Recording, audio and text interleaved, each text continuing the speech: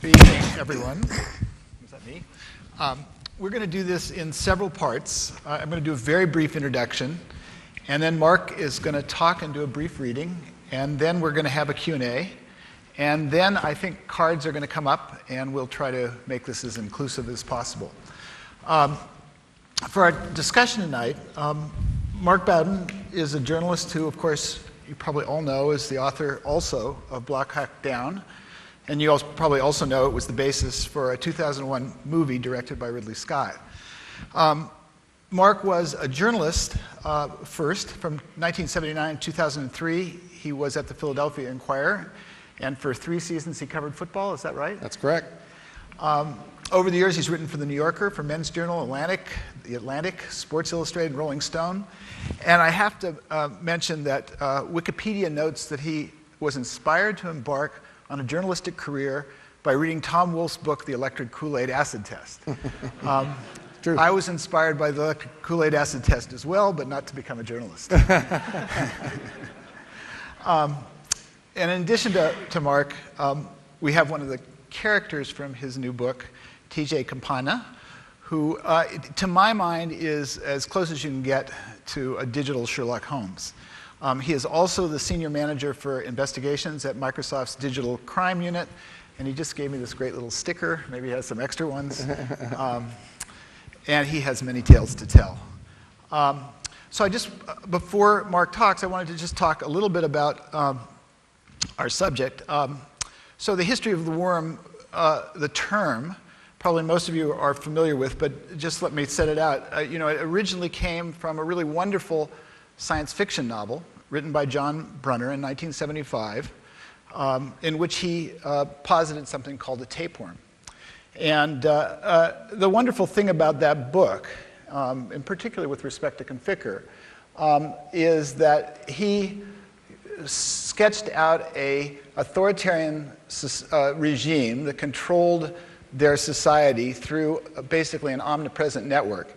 And the rebels loosed a tapeworm, and the only way the regime could get rid of the worm was to take down the net, and thus they lost control. So that will bring up Conficker, I'm sure. You also probably all know that the first real worm programs were experimented with at Xerox PARC in 1981 by 2 researchers there, John Schock and John Hupp. Are either of them here tonight? Is John Schock here? Ah, yes, good. So I was looking at your paper in preparation for this, and I thought it was, so what's the difference between a worm and a virus? We go back and forth on that all the time because these terms originally both came from science fiction novels, and so they're terms of art. But in the original Schock and Hupp paper, a worm is defined as a worm is simply a computation that lives on one or more machines. So we can go from there, maybe get into distributed computing. But also, in addition to the sort of the roots of distributed computing being here, I wanted to talk about the roots of computer crime. And Don Parker's not here by any chance, is he? Of course.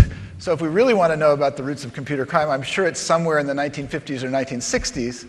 I was thinking about the roots of network crime. And to the best of my knowledge, and I'm certainly willing to be contradicted or corrected, but someone who was at the Stanford AI lab who has a great deal of authority told me he believed that the first computer crime was a drug deal done on the ARPANET in the late 1960s between MIT AI students and Stanford sales students. I would love that to be true. So that's as much as I have to lay out. Why don't you take over at this point? All right, great. Thank you, John. Yeah. Well, thank you for coming. I'm particularly delighted to be on a stage with 2 guys who actually know what they're talking about. I'm an old newspaper reporter, as John mentioned, and about 30 years ago, a fellow named Jim Naughton, who was the managing editor of the Philadelphia Inquirer, overnight named me the science writer. And this was a terrific thing for me because I was working in a suburban bureau, and it meant I got to come down and work in the main office. And particularly during the 1970s, the Enquirer was really one of the preeminent newspapers in America. So overnight, I was one of the perforce preeminent science writers in America, all of which was, of course, completely unmerited. It turned out that Jim, in looking for a new science writer for the newspaper, was going through the resumes of everyone on the staff, and he noticed that I subscribed to the Scientific American. And that's how I became a science writer. And the truth of the matter is that I was an English major in college, and I had started subscribing to the Scientific American precisely because I knew nothing about science. And I thought, well, hell, so much of the modern world depends on science and technology. I ought to make an effort to understand these things. I think that magazine has gotten a lot better, but 20, 30 years ago, I couldn't read any of those articles. They always had a little italicized intro that I could understand, but as soon as the actual article started, I was lost. So they had been building up in my closet for about 3 or 4 years, and little did I know that they would launch me to the heights of American journalism. But I discovered, though, that in covering science in the years that I did it for the Enquirer, that my ignorance was actually very useful. Because I was writing stories for non-experts, and I was ignorant enough to ask the truly ignorant questions that needed to be asked. So if I was interviewing a physicist at the University of Pennsylvania, I would ask a question like, well, what is an electron exactly? And it was so effective for me that it became a kind of a philosophy of journalism.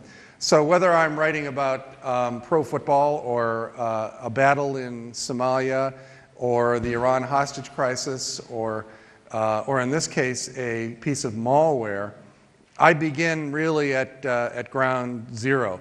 And if you were to actually listen to some of the initial interviews that I did in preparation for this book, you would laugh because I have to stop the people I'm talking to literally every sentence to ask what they're talking about.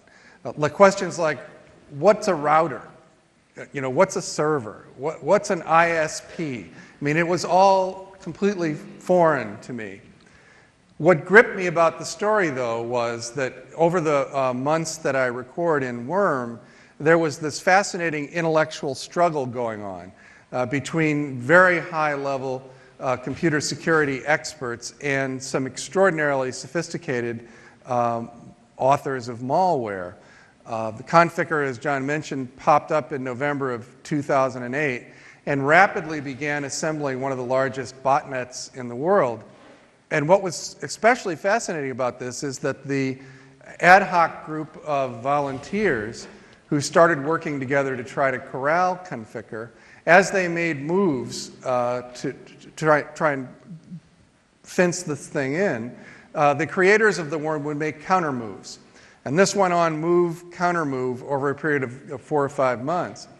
So I'm going to read you, at John's invitation, a little passage from Worm, and I'll set it up just by explaining that after several of these moves and counter moves, Rodney Jaffe, who's this wonderful, burly South African who emigrated to the United States years ago, and who has become the head of security for Newstar, which is a big telecommunications and internet-based company in Washington.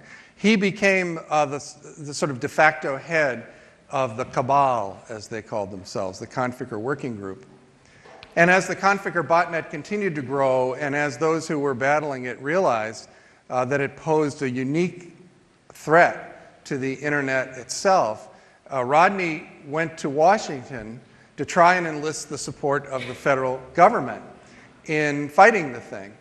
And so Rodney got invited to give a presentation at the Department of Commerce because Newstar manages the .us top-level domain for the government. So he was a contractor, and he was invited in, and he gave them his PowerPoint presentation, which he had put together in his hotel room the night before, about the Conficker worm. And this alarmed the folks in the room, who, much to